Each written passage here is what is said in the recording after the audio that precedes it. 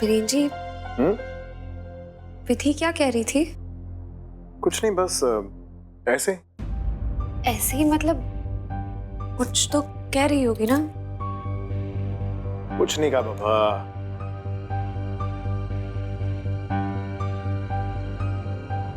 वीरेन जी, कहीं ऐसा तो नहीं कि उसने कुछ पर्सनल कहा और आप मुझे नहीं बताना चाहते?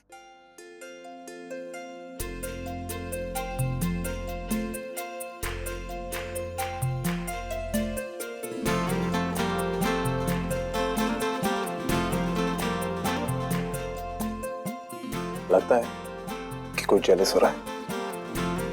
क्या? मैं भला जेलस क्यों होंगी? आप भी ना। रिलैक्स। विधि बस थोड़ी सी परेशान थी अपनी फैमिली को लेकर। उसके छोटे भाई बहन, उसकी माँ। लेकिन मैंने उससे वादा किया कि मैं उसके पूरे परिवार का ख्याल रखूंगा, कुछ नहीं होने दूंगा। इतनी सी बात थी और तुम हो के जेलस हो रही हो। जी आप। अरे विराट भाई, मैंने इसलिए फोन किया कि मैं आज अपने 2 महीने के टूर पर निकल रहा हूँ।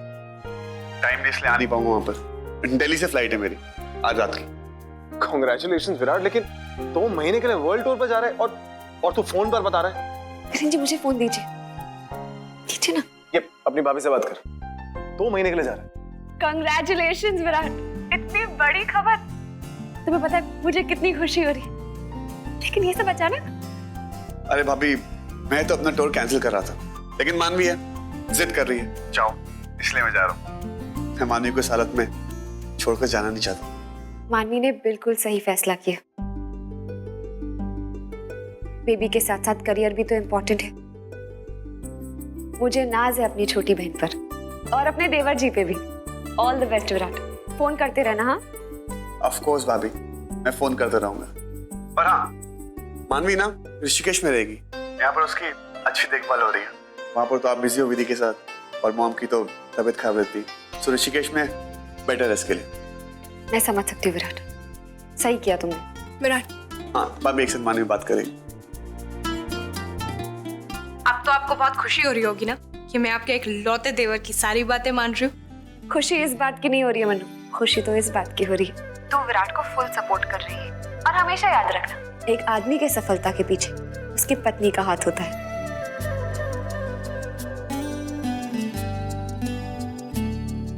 अब देखना, तेरे सपोर्ट की वजह से विराट बहुत आगे जाएगा, बहुत सक्सेसफुल बनेगा।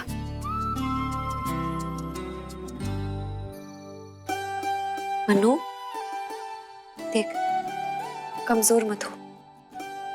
मैं जानती हूँ विराट बहुत दिनों के लिए बाहर जा रहा है, तुझे बुरा तो लग रहा होगा, लेकिन ये फीलिंग्स को छुपा के रखना, वरना वो बेफिक्र होके नहीं जा पाएगा। ठीक है दी, thank you and I miss you. I miss you too Manu.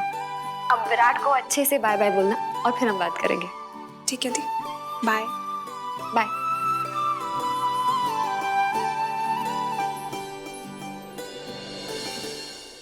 क्या? पर तेरा नंबर उसे मिला कहाँ से? पता नहीं माँ, पर मुझे बहुत डर लग रहा है माँ। वो कह रहा था कि वो मेरे पास आ रहा है।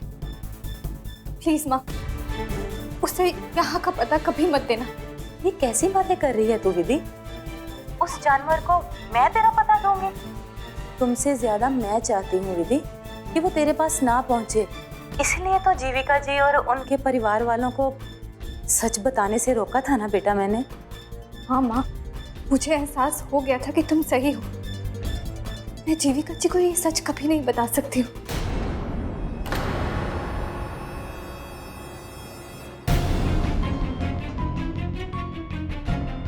माँ मैं रखती हूँ।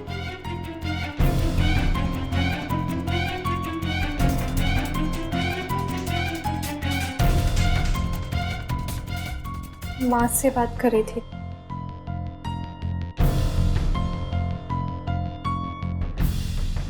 लो दूध P low.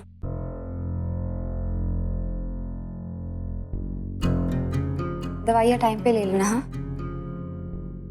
Good night. Good night.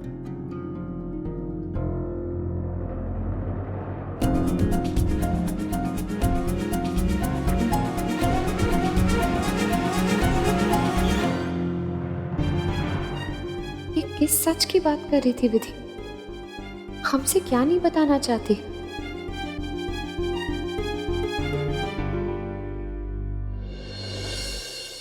जीते रहो बेटा, भगवान करे तुम्हारे सारे सपने पूरे हो जाए। अब तो 2 महीने बाद ही मुलाकात होगी ना। अगर तुम कहोगी तो मैं कॉन्सर्ट को बीच में छोड़ के आ जाऊंगा, या फिर अगर कहो तो मैं चाहता ही नहीं। विराट, जाते वक्त ऐसे बेवकूफी की बातें मत कर। अच्छा अभी जल्दी जाओ, नहीं तो फ्लाइट छूट जाएगी और फिर मेरा ही सर खाओगे। और वैसे भी तुम्हारे जाने के बाद ही मैं टेंशन फ्री हो पाऊंगी। फिर कोई डिस्टर्ब करने वाला नहीं होगा, कोई सर खपाने वाला नहीं होगा। No Ronaldo. अच्छा, इतनी आसानी से तुम्हारा पीछा नहीं छोड़ने वाला। तो मैं फोन करूंगा हर वक्त। मेडिसिन ली, खाना खाया, बेबी कैसा है, सब कुछ।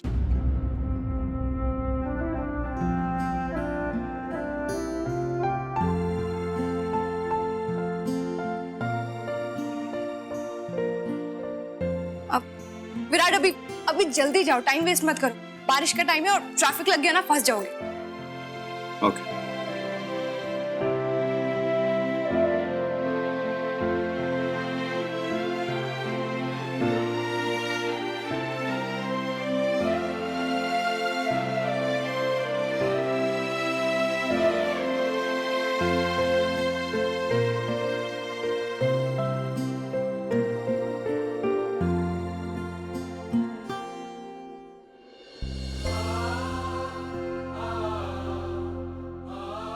मानवी,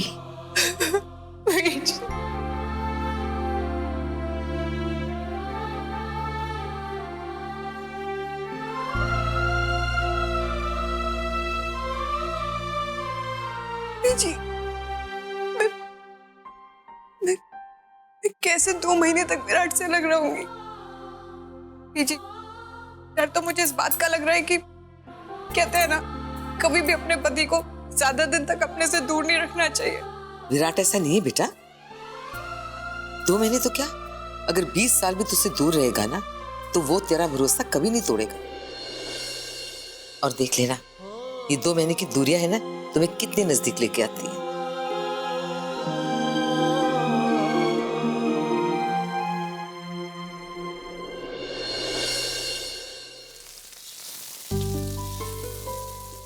बीजी जल्दी से ना पापा की पसंद का खाना बना दो, मुझे हॉस्पिटल लेके जाना है।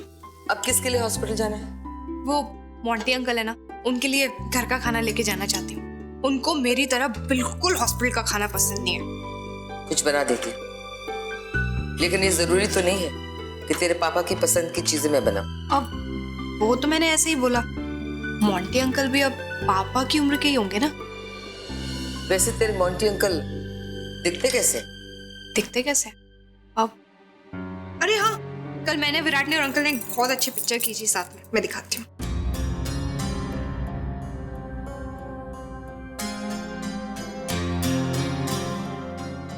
अरे पिक्चर कहाँ गई? लगता है मैंने सेव ही नहीं की। सॉरी।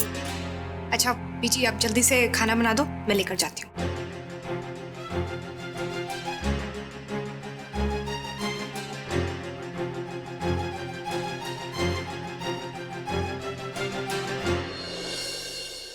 तू चंडीगढ़ आया हुआ है? अबे तू मिलना यार। एक काम करता हूँ, मैं तुझे अपने ऑफिस का एड्रेस अभी SMS कर रहा हूँ, तू लंच के लिए आ जा।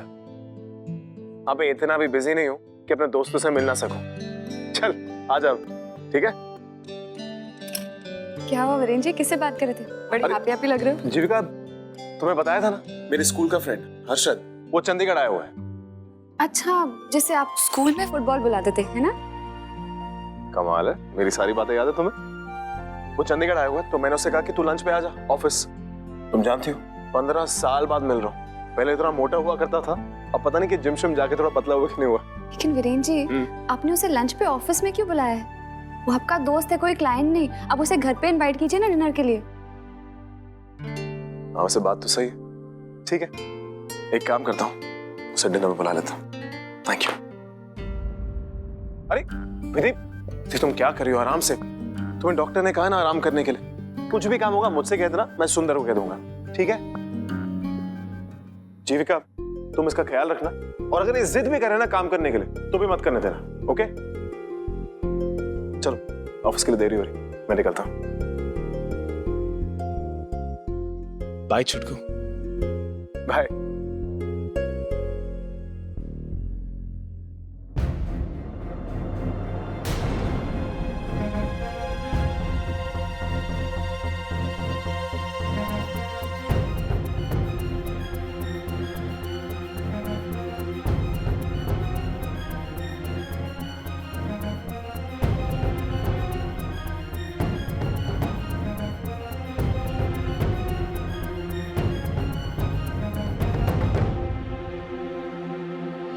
ये ले बेटा, खाना पैक हो गया।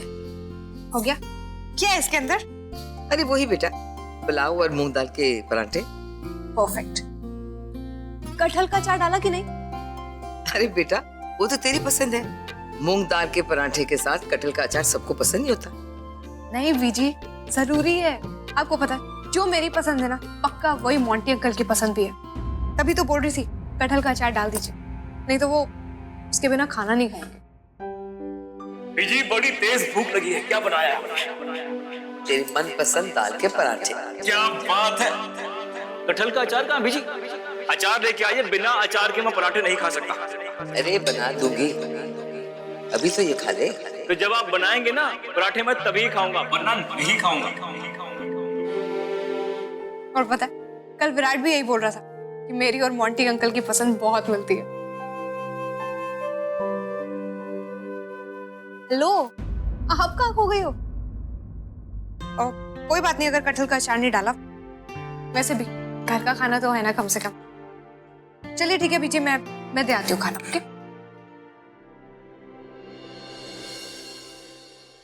रुक बांधी। हाँ बीजी। मैं भी तेरे साथ चलूंगी। मैं भी देखना चाहती हूँ कि तेरे मोंटी अंकल कैसे। अरे ये तो बहुत अच्छी बात है, चलिए ना। एंड आई एम श्योर आपको मोंटी अंकल से मिलके बहुत खुशी होगी।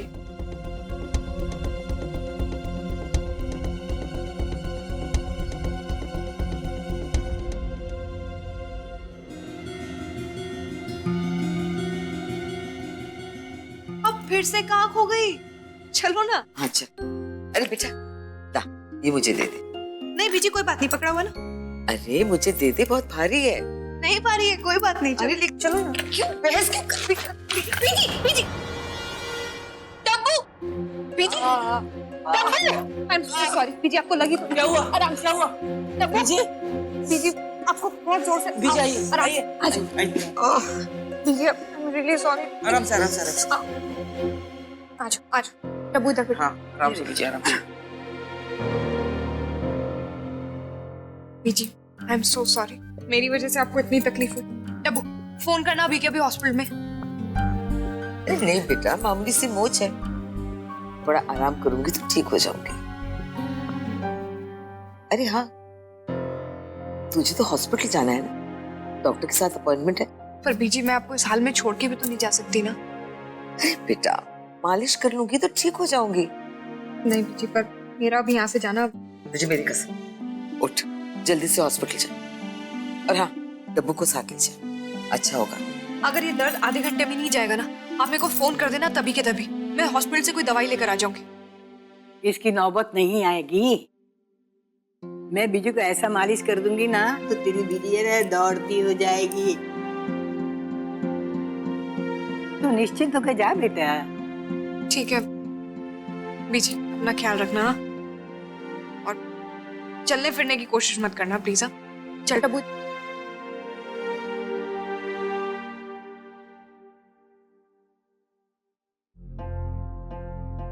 हे भगवान, कहीं मेरा वहम सच न हो, वो अनजान इंसान अनजान ही हो, कोई अपना ना हो।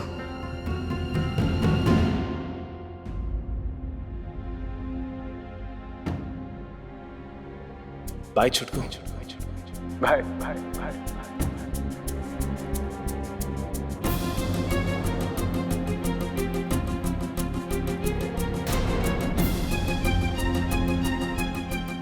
जीविका जी को ये सच कभी नहीं बता सकती। जीविका, ये क्या कर रही हो जीविका? कितनी हल्दी डालोगी? हाँ वो जीविका, तुम इतनी खोई खोई क्यों? कोई टेंशन है? नहीं माँ, कोई टेंशन नहीं है। मैं बिल्कुल ठीक हूँ। पक्का? क्या करूँ? माँ को अपने दिल की उलझन बताऊं या नहीं? नहीं नहीं, वो बेकार में परेशान हो जाएंगी। पक्का माँ, कोई टेंशन नहीं है। बस सुबह से मैं काम कर रही थी ना, तो ठीक है, एक काम करो, जाओ जाकर कमरे में आराम करो, सुंदर कर लेगा बाकी काम। जाओ।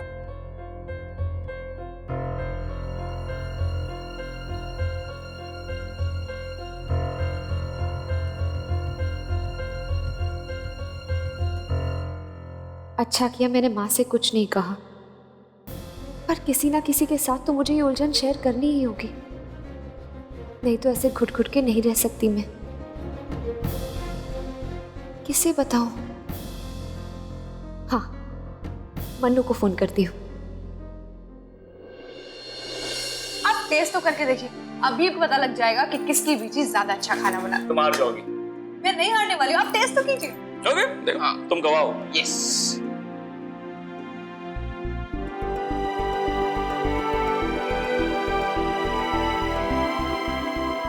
क्यों, कैसा लगा अंकल? बेटे ये तो बिल्कुल वैसे ही है जैसे मेरी पीजी बनाती थी। ओहो, मतलब ये राउंड टाई हो गया। हाँ। हम दोनों की बीजी सेम टू सेम खाना बनाती है। चलिए कोई बात नहीं। अरे आपको पता है, मेरी बीजी तो आज आपसे मिलने भी आने वाली थी। फिर आई क्यों नहीं? क्या है ना, वो मेरी वजह से उनके पैर में मोच आ गई और वो नहीं आ सकी। क्या? इसमें मानवी दी की कोई गलती नहीं है। वो क्या है ना, मानवी दी आपके लिए खाने का डब्बा लेके आ रही थी और बीजी ने बोला कि मैं ये डब्बा लेके जाऊंगी। इसी छीना झपटी में बीजी के पैर में मोच आ गई और बीजी को चोट आ गई। इसमें आप ही बताइए, मानवी दी की क्या गलती है? तुम ऐसा क्यों करती हो पिज्जा गर्ल? मेरे लिए इतनी तकलीफ क्यों लेती हो तुम? अब देखो ना, मेरी वजह से हमारी बीजी का पैर जख्मी हो गया ना। एक घर का खाना लाने की जरूरत क्या थी? जरूरत थी अंकल, मुझे आपको ऐसे अकेले देखकर बहुत तकलीफ होती। हॉस्पिटल में आप बीमार हैं और आपकी देखभाल करने वाला कोई नहीं है। मुझे तो ताज्जुब हो रहा है कि आपके घर वालों को कम से कम ये पता तो होना चाहिए कि आप हॉस्पिटल में किसी बीमारी से लड़ रहे हैं। क्या उन्हें पता है कि आप हॉस्पिटल में एडमिटेड हैं?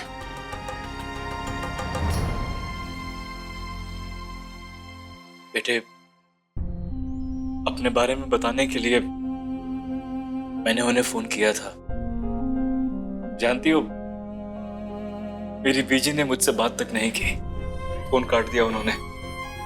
लेकिन उसमें मेरी बीजी का कोई दोष नहीं। मैंने काम ही ऐसे किए हैं कि कोई माँ अपने बच्चे से बात नहीं करना चाहेगी।